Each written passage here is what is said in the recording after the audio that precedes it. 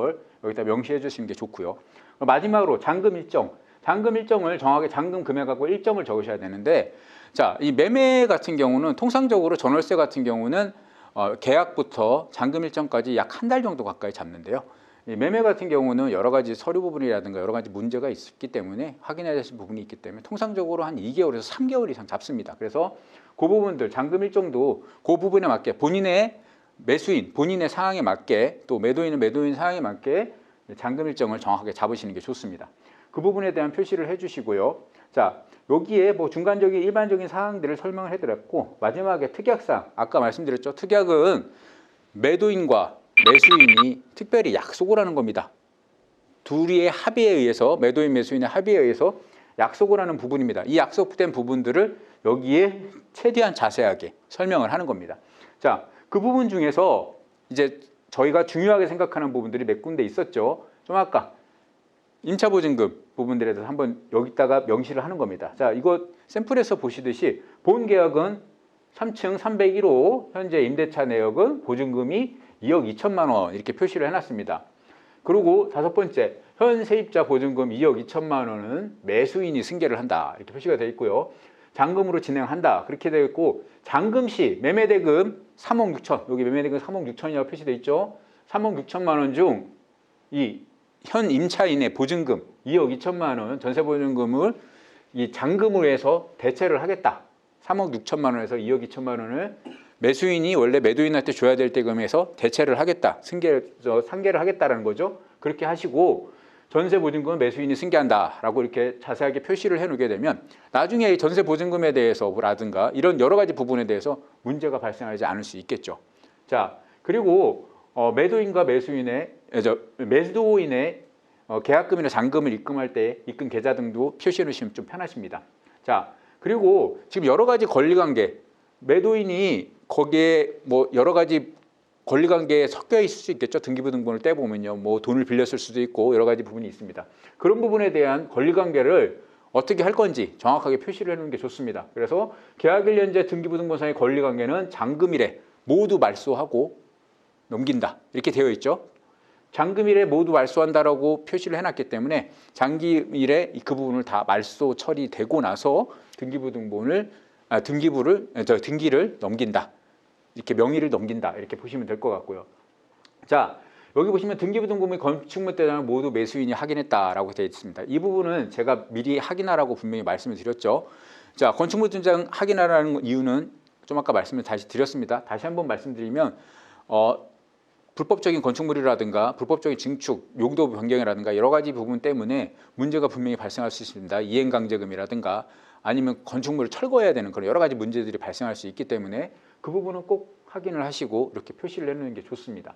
자, 그리고 여기 마지막에 또 하나 좀 사항이 있는데요. 이건 뭐냐면, 자, 요즘 임대사업자 하시는, 주택임대사업자 하시는 분이 많으십니다. 임대사업자분들, 주택임대사업자분과 주택임대사업자분 두 분이서 서로 간에 이 매수를 하실 수가 있으십니다. 자, 이렇게 됐을 때 계약서에 이 내용을 꼭 포함하셔서 작성을 하셔야 되는데요. 본 계약은 임대사업자 간의 계약으로 임대사업자의 모든 권리 및 의무를 포괄 승계한다라고 꼭 표시를 하셔야 됩니다. 이렇게 하셔서 이 계약서를 작성하셔야지만 나중에 그 부분에 대한 사업자 간의 서로의 매매 계약이 형성이 되고 사업자를 다시 승계해서 매도인의 사업자를 매수인이 승계하는 것과 똑같은 원리입니다. 그걸 승계해서 할 수 있다라는 걸 표시를 하는 거기 때문에 나중에 관할간청에 신고를 하러 가셨을 때 이 부분이 꼭 들어가 있어야지만 이 매매 계약서에 효력이 있습니다. 그래서 요 9번째 요게 내용은 매매 임대 사업자, 주택임대 사업자 간의 거래 시에 꼭 들어가야 되는 필수 사항이다라고 보시면 될 것 같습니다. 자, 그리고 또 여러 가지 상황에 의해서 잔금일이 조금 바뀔 수도 있겠죠. 뭐 그럴 수 있지 않습니까? 뭐 대출이나 이런 걸 좀 받아야 되는데 그런 게 좀 늦어지는 경우도 발생을 할 수 있고요. 뭐 매도인도 또 그 부분에 대해서 또 이 집을 팔고 다른 곳으로 가야 되는데 그 부분에 대해 이사 가길 때 뭐가 조율이 안 맞는다든가 그런 경우에 의해서 바꿀 수도 있을 겁니다. 그래서 그 내용도 한번 적어 놓으시면 가장 좋죠. 잔금일은 매도인과 매수인의 각각 협의하에 조정할 수 있다.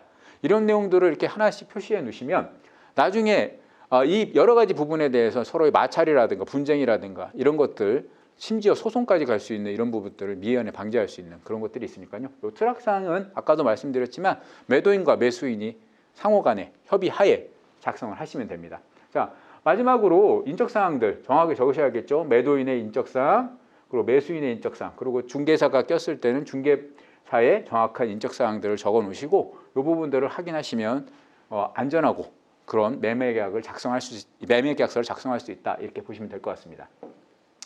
자, 제가 또 하나를 좀 갖고 나왔는데요. 여기 두 가지가 있습니다. 주택임대차 표준계약서라고 되어 있는데요. 이건 뭐냐면 저희가 아까 제가 맨 처음에 샘플로 보여드렸던 매매계약서 같은 경우는 전세계약서 같은 경우는 임대차 계약서 같은 경우는 글쎄요 뭐 공인중개사마다 여러 가지 파일 형태로 사용하는 경우들이 많다고 말씀을 드렸는데요. 요건 법무부에서 권장하는 주택임대차 표준계약서입니다.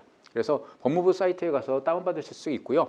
이거 같은 경우는 이렇게 매매계약서에 작성하는 제가 좀 아까 여러 가지 설명을 드렸던 그런 내용들이 좀 더 세세하게 표시가 되어 있습니다. 그래서 그 부분들만 잘 체크하셔도 법적으로나 이런 부분에서 좀 안전할 수 있는 그런 표준 권장 계약서입니다. 그래서 이 부분을 다운받아서 그 부분으로 작성을 하시면 조금 더 나은, 또 잘 모르시는 분들은 특히 좀 더 법적으로 보호받을 수 있는 그런 부분들이 있으니까 이거 한번 참고해 보시라고 말씀드렸고요.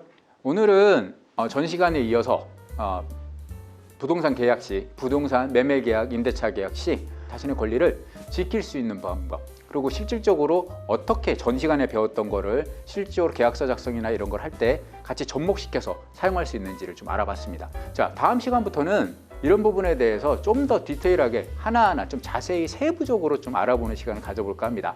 설명드렸던 내용 좋으시다면 구독, 좋아요 좀 부탁드리겠고요. 그리고 다음 시간에 좀 더 자세한 내용, 좀 더 철저하게 준비해서 알찬 내용으로 여러분께 찾아뵙겠습니다. 감사합니다.